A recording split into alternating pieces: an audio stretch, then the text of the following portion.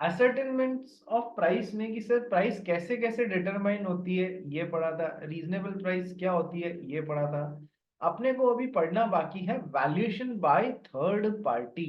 एक तरीका ये भी तो होता है कि दोनों पार्टी सेलर और बायर ये डिसाइड करती हैं कि अपन एक थर्ड पार्टी को बुलाएंगे जो हो सकता है इस केस में स्पेशलाइज्ड हो अपने। यदि कोई मशीन खरीदी बेची जा रही है तो उस मशीन के स्पेशलाइज्ड मैकेनिक हो, या फिर कॉस्ट अकाउंटेंट हो, या फिर चार्टर्ड अकाउंटेंट हो, ठीक है। या फिर कोई कार खरीदी बेची जा रही है तो उसका कोई स्पेशलाइज्ड पर्सन हो, कार्स 24 से वो आता है वैल्यू करता है, ठीक है सर। तो सर जो भी वैल्यू कार की डिसाइड होगी, ठीक है, जो थर्ड पार्टी करेगा वो अपने कॉन्ट्रैक्ट की प्राइस रहेगी सेलिंग और बाइंग की गुड्स की, ठीक है सर। तो सर अब वैल्यूएशन में थर्ड पार्टी से भी हो सकता है कि यदि पार्टीज वो तरीके से थर्ड पार्टी करेगी वो हमारी कॉन्ट्रैक्ट प्राइस रहेगी, ओके हो सकता है। लेकिन सर अब इसमें भी फर्दर सिचुएशंस और क्वेश्चंस बनते हैं, आइए पढ़ना स्टार्ट करते हैं। Failure to value by third party.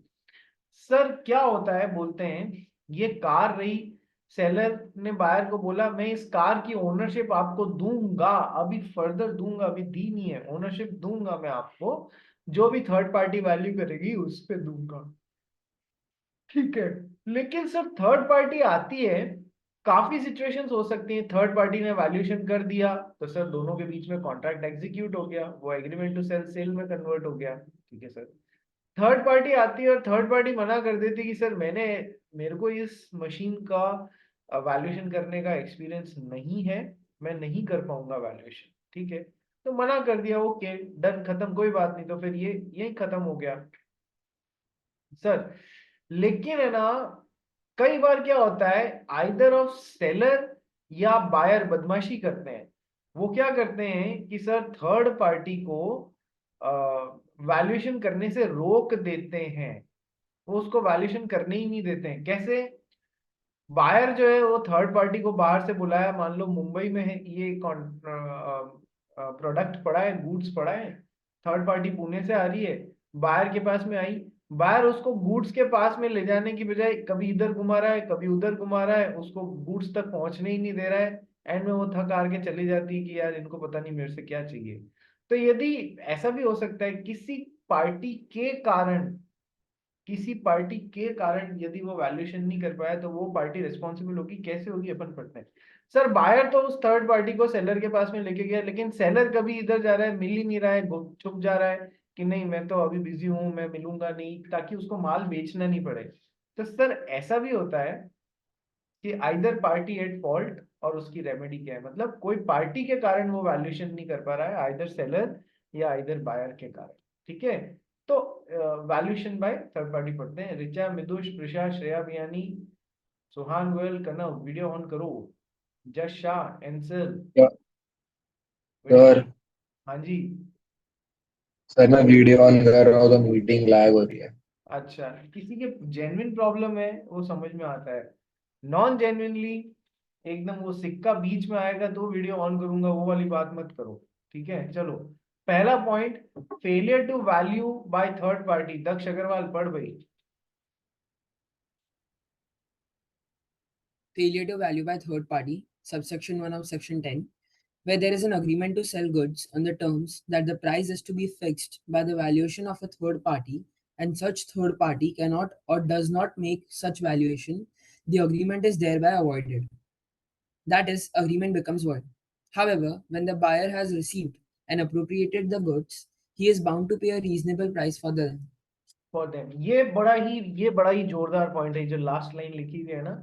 पहले हम देखते हैं कि सर थर्ड पार्टी को हमने बोला था आके वैल्यूएशन करो, या तो वो वैल्यूएशन कर नहीं पाता है, या वो कर पाता करने लायक उसमें है अक्ल लेकिन वो करता नहीं है, ठीक है। यहाँ सेलर या बायर ने उसको रोका नहीं है, वो खुद ही अपने लक्षणों से मर रहा है, ठीक है। कैसे?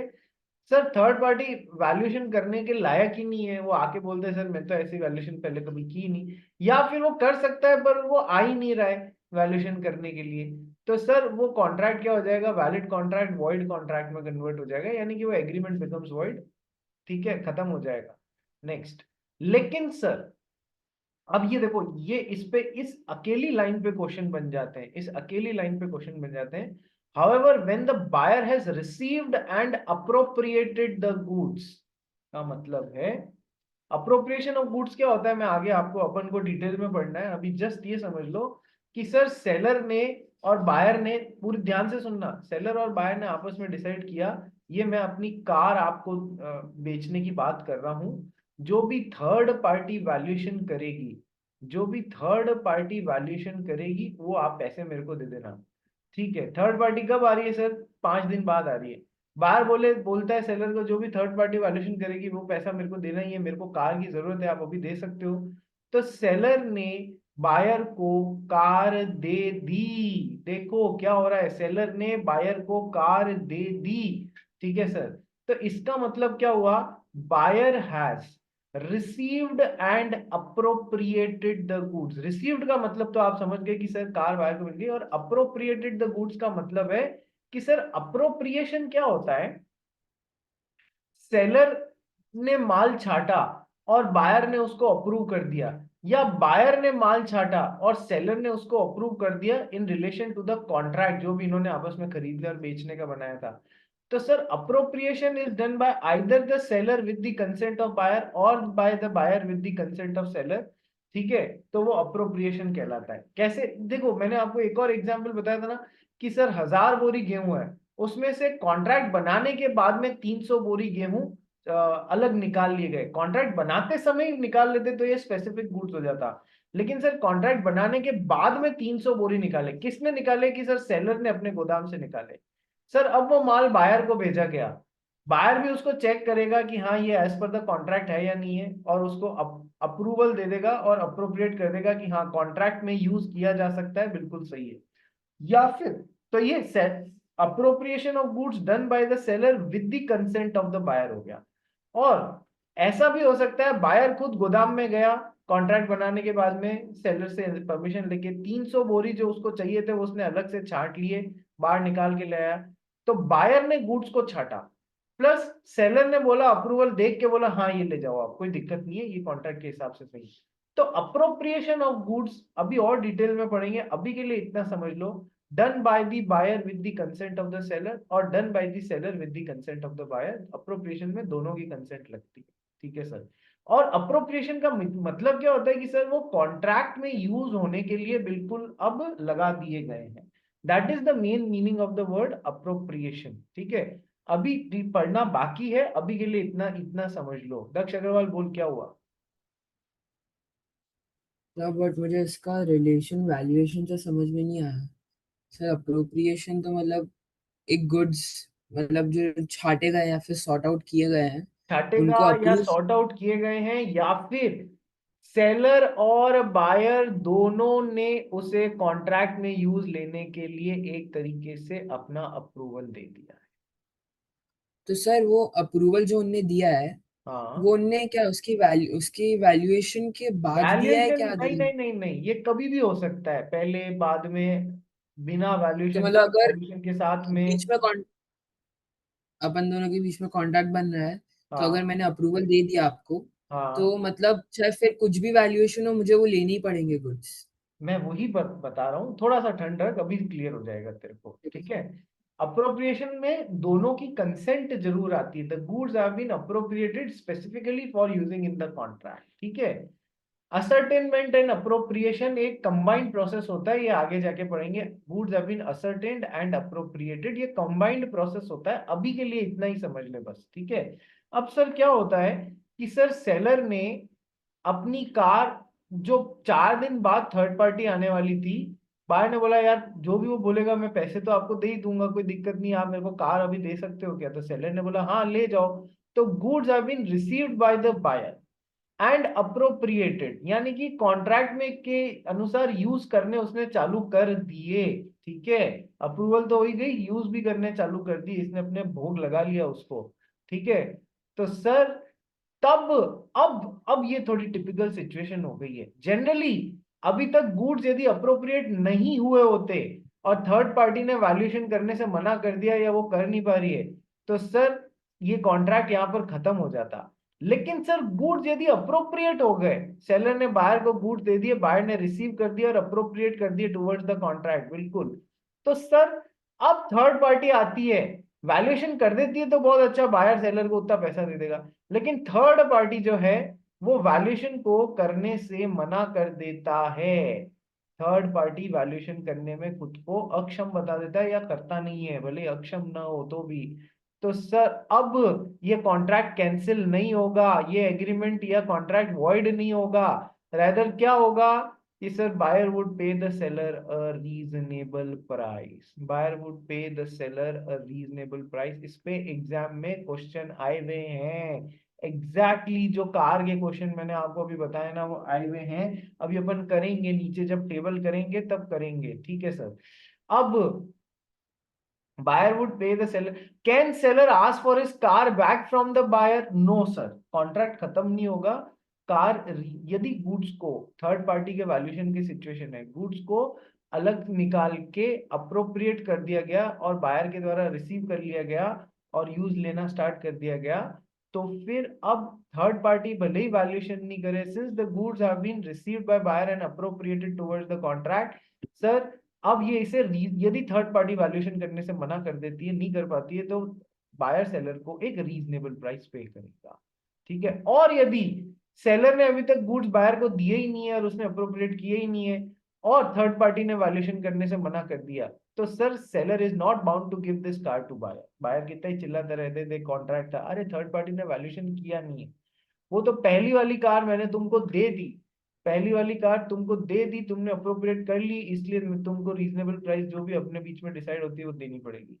सर दूसरी वाली कार जो है वो मैंने तुमको दी नहीं थी, तो तुमने रिसीव और अप्रोप्रिएट करी नहीं, रिसीव और अप्रोप्रिएट नहीं करी, तो सर अब थर्ड पार्टी ने वैल्यूएशन करने से मना कर दिया, तो अब सेकेंड कार के लिए अपना कॉन्ट्रैक्ट या एग्रीमेंट वॉइड एग्रीमेंट बन जाएगा। इस तरीके से दोनों के लिए चीजें काम करेगी। सेम एग्जांपल अभी अपन नीचे भी करेंगे, ठीक है। ये पहला पॉइंट समझ में आ गया, पहला पॉइंट समझ में आ गया, बोलिए एवरीवन। जश शाह, हेंसल, श्रेया बियानी घर पहुंच गई या नहीं पहुंची? ऋचा जी, ऋचा जी ध्यान कहाँ है आपका? कुछ नहीं सर, अरे ध्यान कहाँ है बताइए।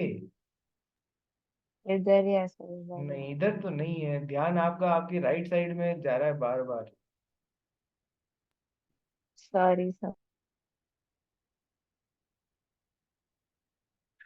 चलिए आगे बढ़ते हैं।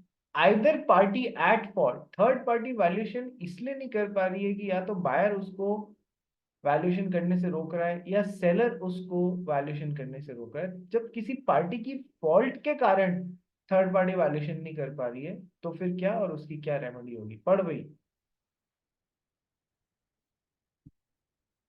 Either party at fault and remedy, subsection 2 of section 10, where the third party is prevented from making a valuation by the default of the seller or buyer, then the party not at fault may sue the party at fault for damages. ठीक है sir, seller जो है, buyer बेचारा third party को लेके आया seller के घर तक, सेलर भाग गया, क्या रे ताकि गाड़ी देनी नहीं पड़े, मन नहीं है गाड़ी देने का, ठीक है, भाग गया, मिला ही नहीं, ठीक है, जानबूझ के नहीं मिल रहा है, कोई इमरजेंसी सिचुएशन नहीं आई थी, जानबूझ के नहीं मिल रहा है ताकि गाड़ी का वैल्यूएशन ही नहीं हो और गाड़ी देनी नहीं पड़े, यानी कि seller is at fault. Yes sir. तो अब क्या होएगा, where the third party is prevented from making valuation by default of the seller और बायर, जो भी पार्टी ने गलती की उसके कारण वो थर्ड पार्टी वैल्यूएशन कर ही नहीं पाया, then the party not at fault, जो पार्टी फॉल्ट पे नहीं है, may sue the party at fault for damages, तो बायर सेलर के ऊपर डैमेजेस के लिए क्लेम करेगा, डैमेजेस के लिए क्लेम करेगा। कैसे, देखो सेम तरीके की का तुमने वैल्यूएशन नहीं होने दिया, इस वजह से थर्ड पार्टी को मैंने बोला उसकी फ्लाइट का 5,000 रुपए का खर्चा हुआ, उसका होटल का 3,000 रुपए का खर्चा हुआ, और जो गाड़ी मेरे को मार्केट से थोड़ी ये महंगी लेनी पड़ी वगैरह, ये जो भी है उतना एक्स्ट्रा मेरा डैमेजेस हो गए, ठीक है। तो जो भी डैमेज, डैमेज मीन जो इसको लॉस हो रहा है, नुकसान हो रहा है, उन सब के लिए ये अपोजिट पार्टी के ऊपर केस कर सकते हैं डैमेजेस वसूल करने के लिए, ठीक है। The party not at fault में sue the party at fault for damages. एक बार एग्जांपल पढ़ दो। Example, A agrees to sell certain goods to B at a price to be fixed by C. If C refuses to value the goods and fix the price, the agreement is avoided. If, however, C is willing to value the goods but is prevented from making the valuation by the wrongful act or fault of A or B, the party in fault is liable for the damages to the party not in fault. Simple है यार, ठीक है। अब आओ इनकी summary देखते हैं। देखो प्राइस कैसे असरटेन करनी है, ये तो हो जाएगा तुम्हारा सेक्शन 9। सेक्शन 7 और 8 कल मैंने पढ़ाए थे, बोला था बहुत इंपॉर्टेंट है। कॉन्ट्रैक्ट बनाने से पहले ही गुड्स खत्म हो रहे हैं, और कॉन्ट्रैक्ट बना तो लिया लेकिन एग्रीमेंट टू सेल सेल में कन्वर्ट हो जाए उसके पहले गुड्स खत्म हो रहे हैं। सेक्शन 9 इंपॉर्टेंट है, प्राइस किस किस तरीके से असरटेन करी जा सकती है। सेक्शन 10 इंपॉर्टेंट है, valuation bye third party. Section 4 important है, कॉन्ट्रैक्ट ऑफ सेल क्या होता है, सेल और एग्रीमेंट टू सेल क्या होता है। तो ये छोटे छोटे सेक्शंस जो है ना बेटा, ये ध्यान रखना बहुत इंपॉर्टेंट है, ठीक है। आइए एक बार समरी पढ़ते हैं कि प्राइस किस तरीके से असर्टेन होती है और वैल्यूएशन बाय थर्ड पार्टी कैसे। So ascertainment of price section 9 of होगा। प्राइस या तो कॉन्ट्रैक्ट के थ्रू फिक्स करी जाएगी, price is either fixed by a contract. Second, Reza ji जो भी पास में है, आपकी सिस्टर है पास में, एक मिनट बात कराओ तो। सर चली गए अभी वो। चली गई वो, ठीक है। हाँ। Second, agreed to be fixed in a manner provided by the contract. Agreed to be fixed in a manner provided by the contract, यानी कि या तो खुद कॉन्ट्रैक्ट में कि मैं अपनी कार तेरे को दे रहा हूँ, इसकी कीमत 2 लाख है, चलो तब तो सारी मतलब कहानी खत्म, कोई तकलीफ की बात ही नहीं है, प्राइस फिक्स हो गई, दोनों पार्टीज को पसंद है प्राइस। या फिर कोई एक तरीका फिक्स कर लिया उन्होंने कि इस तरीके से हम कार की कीमत फिक्स करेंगे कि सर उस दिन जो भी मार्केट प्राइस होगी, या कोई वैल्यूएशन बाय थर्ड पार्टी इस तरीके से। या फिर पार्टीज के बीच में जो भी कोर्स ऑफ डीलिंग्स है उस हिसाब से डिसाइड कर ली जाएगी, चाहे पहले वाली चाहे अभी में जिस तरीके से वो लोग डील कर रहे हैं उस हिसाब से कर ली जाएगी। सर जहां पर इन सब में से भी किसी भी तरीके से प्राइस फिक्स नहीं हो सकती है, then the buyer is bound to pay a reasonable price to the seller. Reasonable price depends and vary from circumstance to circumstance, ठीक है। वहां पर बायर सेलर को एक रीजनेबल प्राइस देगा, रीजनेबल प्राइस देगा, ठीक है। प्रोवाइडेड, ध्यान रखने वाली बात क्या है कि सर गुड्स को यदि अप्रोप्रिएट और असर्टेन कर दिया जैसा मैंने अभी आपको बताया था, ठीक है। टेंशन मत लो, एक बार ये क्वेश्चन और इसका आंसर पढ़ो। दक्ष अग्रवाल क्वेश्चन पढ़। Mr. A contracted to sell his car with Mr. B while making the agreement. Both forgot to discuss the price of the car. Later, Mr. A refused to sell his car to B, stating the agreement was void on the grounds of uncertainty about price. Does Mr. B have any right against Mr. A? Sir देखो, An- देखो मैंने आपको एक बहुत पहले एक 2-4 दिन पहले एक बात बताई थी। क्या बताई थी कि सर एक्स और वाई ने गाड़ी खरीदने और बेचने की बात नक्की कर ली, ठीक है, कि हाँ मैं अपनी गाड़ी आपको दूंगा, ठीक है। अब लेकिन ये लोग प्राइस डिसाइड करना भूल गए, उसकी डिस्कस करना भूल गए। तो क्या अनसर्टेनिटी का एलिमेंट आगे भाई ऐसी कोई सिचुएशन यदि हमारे कॉन्ट्रैक्ट एक्ट के अनुसार आ जाती, कॉन्ट्रैक्ट एक्ट के अनुसार हम बोलते कि सर देखो अनसर्टेनिटी का एलिमेंट है यहाँ पर, इस वजह से ये कॉन्ट्रैक्ट क्या है, ये वैलिड कॉन्ट्रैक्ट नहीं है, क्योंकि अनसर्टेनिटी का एलिमेंट है इसलिए कोई वैलिड कॉन्ट्रैक्ट नहीं है, इसलिए वॉइड एग्रीमेंट है। लेकिन sir the provisions of sale of goods act would override the provisions of the Indian Contract Act। ये सेल ऑफ गुड्स एक्ट बोलता है कि यदि सेलर और बायर के बीच में कोई प्रोडक्ट लेने देने की बात हो जाए, वो लोग प्राइस डिस्कस करना रह गया, तो ये कॉन्ट्रैक्ट जो है ये अनसर्टेनिटी के कारण वॉइड एग्रीमेंट नहीं माना जाएगा, वैलिड कॉन्ट्रैक्ट माना जाएगा। सेलर बायर जो है वो सेलर को क्या पे करेगा सर, एक रीजनेबल प्राइस पे करेगा। यहां तक तो अपने दिमाग में फिट करो, असर्टेनमेंट अनअसर्टेनमेंट में घुसने की कोई जरूरत नहीं है। यहां तक देखो कि यदि वो लोग प्राइस फिक्स करना भूल गए हैं तो क्या कॉन्ट्रैक्ट खत्म माना जाएगा, नहीं सर, कॉन्ट्रैक्ट खत्म अनसर्टेनिटी के कारण नहीं माना जाएगा। बायर सेलर को क्या पे करेगा सर, रीजनेबल प्राइस पे करेगा। ये बात मैं आपको पहले 2-4 दिन पहले जब भी ये चालू किया था समझाया था कि special provisions would override the general provisions of the Indian Contract Act। तो सर कॉन्ट्रैक्ट खराब नहीं होगा यदि वो प्राइस फिक्स करना भूल गया, अनसर्टेनिटी के कारण कॉन्ट्रैक्ट खराब नहीं होगा, रीजनेबल प्राइस पे करी जाएगी। प्रॉब्लम कहाँ आती है, जब वो लोग बोलते हैं कि थर्ड पार्टी फिक्स करेगी प्राइस और थर्ड पार्टी वैल्यूएशन कर नहीं पाती है। यदि खुद की बेवकूफी के कारण नहीं कर पाती है तो ये एग्रीमेंट वॉइड है। ठीक है सर, लेकिन सर वो तो आती है, वैल्यूएशन करना चाहती है, लेकिन सर थर्ड पार्टी जो है वो वैल्यूएशन इसलिए नहीं कर पाती है। अभी मैंने आपको ये दो स्टेप्स और बताए थे ना सेक्शन 10 वाले, वो नीचे पढ़ेंगे अपन, ठीक है, ये fixation of price by third party वाले। ठीक है, तो यहां का तो आंसर ये हो गया कि sir it agreement is not void, B needs to pay a reasonable price to mister A and the contract needs to be honoured. ठीक है, नोट पढ़ गई। Note, failure to fix price does not mean that the contract is to be avoided. Rather, it means that now a reasonable price needs to be paid to the seller. The contract will not be taken as void due to uncertainty element. यही समझाया था मैंने आपको exactly ठीक है, ये तो हो गया। अब प्रॉब्लम सेक्शन 10 को अलग नजर से देखना, सेक्शन 9 के हिसाब से मत देख लेना। सेक्शन 9 तो था कि पार्टीज नहीं फिक्स नहीं कर पाए, वो फिक्स करना भूल गए। ठीक है, तो क्या अनसर्टेनिटी के एलिमेंट के कारण कॉन्ट्रैक्ट वॉइड होगा? नहीं नहीं नहीं, रीजनेबल प्राइस पे करी जाएगी। Section 10 is all about valuation bye third party. ठीक है सर, थर्ड पार्टी को वैल्यूएशन के लिए बुलाया, थर्ड पार्टी नहीं कर पाता है तो क्या गुड्स अप्रोप्रिएट हुए हैं उस दौरान या नहीं हुए हैं? इसका फ्लो चार्ट बनाओगे तो कैसे बनेगा, आओ पढ़ के बनाते जाते हैं। Fixation of price by third party, सबसे पहला point, whatever the price is fixed by third party that will be final, वो फाइनल मानी जाएगी। ठीक है, थर्ड पार्टी ने आगे बोला 3 लाख रुपए गाड़ी की वैल्यू है भाई, इसमें करना हो तो कर लो। तो सर जो भी प्राइस वो फिक्स करता है 3 लाख, वो तो पहले से ही बोल के बैठे हैं वैल्यू, जो भी प्राइस फिक्स करेगा वो हमारी प्राइस होगी, तो 3 लाख रुपए बायर सेलर को दे देगा।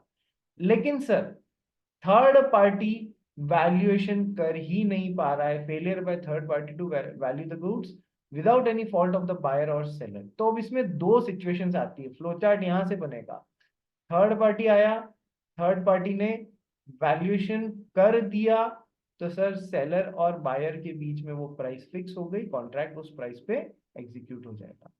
थर्ड पार्टी जो आई वो वैल्यूएशन नहीं कर पा रहा है, थर्ड पार्टी वैल्यूएशन करने से मना कर दिया। अब इधर फर्दर दो सिचुएशन, क्या कि सर वैल्यूएशन इसलिए नहीं कर, इसमें वैल्यूएशन करने से मना कर दिया उसने। ठीक है, ही हैज हिमसेल्फ डिनाइड, मैं वैल्यूएशन नहीं कर पाऊंगा। ठीक है, तो सर सेलर ने यदि बायर को गुड्स रिसीव्ड प्लस अप्रोप्रिएट हो चुका है, गुड्स हैव बीन रिसीव्ड और अप्रोप्रिएटेड बाय बायर, तो सर अब गुड्स वापस नहीं जाएंगे और buyer would pay the seller a reasonable price for this thing. लेकिन सर गुड्स सेलर के ही पास में है, बायर ने उन गुड्स को न तो रिसीव किया है न अप्रोप्रिएट किया है, यहां पर कॉन्ट्रैक्ट या एग्रीमेंट वॉइड एग्रीमेंट मान के खत्म कर दिया जाएगा। ठीक है, यदि थर्ड पार्टी ने वैल्यूएशन करने से मना कर दिया और गुड्स अभी तक सेलर के पास में ही है, गुड्स अभी तक सेलर के पास में, बायर ने रिसीव या अप्रोप्रिएट नहीं किए उनको, तो यहाँ पर एग्रीमेंट खत्म हुआ हुआ माना जाएगा। अब तीसरा पॉइंट कि sir seller sorry third party है जो वैल्यूएशन इसलिए नहीं कर पा रहा है क्योंकि सेलर या बायर में से किसी एक की गलती थी, तो जिसकी भी गलती थी वो अपोजिट पार्टी को डैमेजेस पे करेगा। इस तरीके से इसके 1 2 3 तीन हिस्से बनेंगे, value third party valuation bye third party section 10 के तीन हिस्से बनेंगे, 1 2 और 3, ध्यान रखना। हाँ भाई दक्ष अग्रवाल बोल। The received और appropriation है कि received and appropriation? Received and appropriated है। ठीक है सर। ठीक है, चलिए, क्या ये फ्लो चार्ट और सेक्शन 9 और सेक्शन 10 बेटा बाय हार्ट कर लेना, एग्जाम के हैं ये 9 और 10।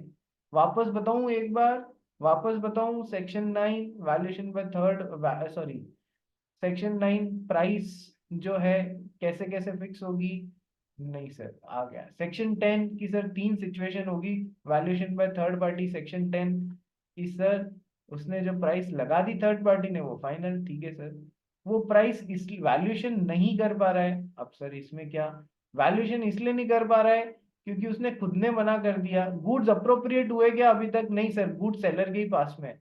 तो कॉन्ट्रैक्ट खत्म या एग्रीमेंट शुरुआत से खत्म। सर वैल्यूएशन जो है वो नहीं कर पा रहा है, लेकिन गुड्स बायर तक आ गए, रिसीव्ड प्लस अप्रोप्रिएट हो गए, ठीक है सर। अब यहाँ कॉन्ट्रैक्ट खत्म नहीं, यहां से यहाँ क्या जाएगी, रीजनेबल प्राइस, ठीक है। अब वैल्यूएशन इसलिए नहीं कर पा रहा है क्योंकि सेलर या बायर फॉल्ट पे है, तो सर वो क्या, वो अपोजिट पार्टी को डैमेजेस पे करेंगे, ठीक है। ये हो गया। रुहान गोयल जी बोलिए। सर वो वॉइड कॉन्ट्रैक्ट लिखना है कि वॉइड अग्रीमेंट, वो वाले देखो केस? वो एक्चुअल में जब कोई चीज शुरुआत से ही गलत हो गई है, ठीक है, क्योंकि प्राइस का वैक्यूम क्रिएट हो गया, तो वॉइड एग्रीमेंट वर्ड यूज लोगे तो ज्यादा अच्छा रहेगा, ठीक है। Okay sir. Hmm. Okay. Goyal साहब पेपर कैसे हो रहे हैं आपके? मेरे हो गए 1.5-2 हफ्ते पहले ही खत्म हो। अरे खत्म हो गए तो तू इतने दिन से क्यों नहीं आ रहा था रे?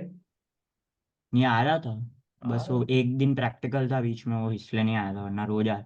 ठीक है, ठीक है। तो सेक्शन 10 समझ में आ गया कि सर यस सर। तो सर इसमें situation one, if the buyer has not received and not appropriated the goods then the contract और agreement to sell the goods becomes void and nothing needs to be done. Situation 2, if the buyer has received and appropriated the goods, then the contract to sell the goods remains valid and the buyer needs to pay the seller a reasonable price for the same, ठीक है। ये exam का question है, पढ़ भाई इसको। Example, A agrees to sell B his 2 second-hand cars on the terms that the price was to be fixed by C. B takes delivery of one car immediately. C, however, refuses to fix the price. A asks for return of the car already delivered, whereas B insists on the delivery of the second car to him for a reasonable price of both the cars. Decide. देखो same example, दो ए और B के बीच में, seller और buyer के बीच में, ए बी को दो कार बेचने की बात किया, कार नंबर 1 कार नंबर 2, किस पे, जो वैल्यूएशन सी थर्ड पार्टी करेगा उस पे। एक कार इसने ए ने बी को दे दी थी और एक अभी तक ए के सेकंड नंबर कार इसके पास पड़ी है और फर्स्ट नंबर कार इसने दे दी, यानी कि first number car received plus appropriate हो गई है टुवर्ड्स द कॉन्ट्रैक्ट, ठीक है, और सेकंड कार नहीं दी है। थर्ड पार्टी आया, वैल्यूएशन करने से ही मना कर दिया, ठीक है। तो सर बी ने ए को बोला दूसरी गाड़ी भी दे दे भाई, दोनों की रीजनेबल प्राइस पे कर देता हूं, इसने मना कर दिया। ए ने बी को बोला पहली गाड़ी भी वापस दे दे क्योंकि उसका वैल्यूएशन नहीं हुआ है, जबकि वो बोला कि नहीं मैंने रिसीव और अप्रोप्रिएट कर लिए, तो दोनों लड़ रहे थे, बताओ क्या होगा। पहली गाड़ी चूंकि रिसीव्ड और अप्रोप्रिएटेड हो गई है, थर्ड पार्टी ने वैल्यूएशन करने से मना कर दिया है, तो सर तो भी अब ये रिसीव्ड और अप्रोप्रिएट हो गई, इसलिए यहां से यहाँ पहली गाड़ी के लिए तो जाएगी रीजनेबल प्राइस, दूसरी गाड़ी के लिए क्या जाएगी सर, दूसरी गाड़ी यहां से यहाँ जाएगी क्या, नहीं सर, दूसरी गाड़ी के लिए एग्रीमेंट या कॉन्ट्रैक्ट कुछ भी बोल लो वो वॉइड हो गया है, ठीक है। अब उसको देने की जरूरत नहीं है, बी दूसरी गाड़ी बी मांग नहीं सकता, पहली गाड़ी ए मांग नहीं सकता, ठीक है। चलिए first car B needs to pay a reasonable price for the same, मतलब फर्स्ट जो भी मैंने आपको समझाया ना उस हिसाब से, जो भी फर्स्ट है एक के लिए रीजनेबल प्राइस जाएगी और वापस नहीं मांग सकते, दूसरे के लिए B cannot insist on delivery as a valuation to be done by third party and third party fails to value the car, the contract becomes void, ठीक है sir. Third, but if the valuer or third party is unable to value the goods due to any fault of seller or buyer, ये exam में ये अभी इस question में दिया हुआ नहीं है, लेकिन यदि इस वजह से होता, then the party not at fault can recover damages from the party at fault।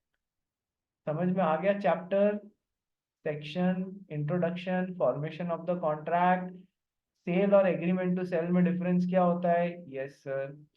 Cell और बेलमेंट के बीच में डिफरेंस क्या होता है, सेल और हायर परचेज के बीच में डिफरेंस क्या होता है, sale and contract for work and labour and work and materials के बीच में डिफरेंस क्या होता है, yes sir. How a contract of sale is made, sir वही तो उसी तरीके से तो बनता है, यस सर। बिकॉज कॉन्ट्रैक्ट बनना और ट्रांसफर ऑफ ओनरशिप और डिलीवरी दो अलग अलग चीजें हैं, किसी भी परमुटेशन कॉम्बिनेशन में बन सकता है।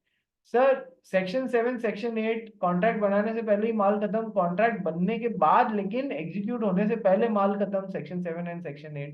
Section 9 ascertainment of price, section 10 valuation by third party, section 4 contract of sale, two types, sale and agreement to sell, ठीक है। सेल और एग्रीमेंट टू सेल दोनों कहाँ कवर हो रहे हैं, सेक्शन 4 में हो रहे हैं। गुड्स क्या क्या होते हैं, ठीक है। गुड्स क्या क्या होते हैं, गुड्स की डेफिनेशन क्या होती है, गुड्स में क्या क्या इंक्लूड होगा, गुड्स में क्या क्या एक्सक्लूड होगा, वो सब समझने का है। ठीक है, समझ लिया हमने इनफैक्ट। और गुड्स तीन तरीके का, existing goods, future goods, contingent goods. Existing goods जो अभी एग्जिस्टेंस में, specific goods, uncertain goods and ascertain goods. कानून में केवल यही दो डिफाइन किए हुए हैं, ये तीसरा तो प्रोसेस से बन के निकल के आ गई कैटेगरी असर्टेन गुड्स। ठीक है, चैप्टर समझ में आया अच्छे से। डिलीवरी का मतलब क्या होता है, डिलीवरी के टाइप्स क्या होते हैं, एग्जाम में बहुत बार पूछा गया है, एक्चुअल डिलीवरी, कंस्ट्रक्टिव डिलीवरी या acknowledgement delivery and symbolic delivery. ठीक है, तो ये भी ध्यान रखिएगा। मर्केंटाइल एजेंट अभी सीख लिया, इस पे आगे खूब क्वेश्चंस आने वाले हैं। प्रॉपर्टी इन गुड्स का मतलब होता है ownership in goods. Sale of goods act में प्रॉपर्टी का मतलब क्या होता है, ओनरशिप इन गुड्स होता है। ठीक है, document of title to goods and document showing title to goods में फर्क होता है। ठीक है, ये भी अपन ने समझा है। तो ये चैप्टर बहुत अच्छे से धीमे धीमे आपको इसलिए कराया क्योंकि ये बेसिस है। चैप्टर नंबर 2 देखना स्टार्ट करें भाई, चैप्टर नंबर 2 देखना स्टार्ट करें, conditions and warranties. Yes sir, तो एक बार प्लीज सेम लिंक पे वापस रिज्वाइन कर लो।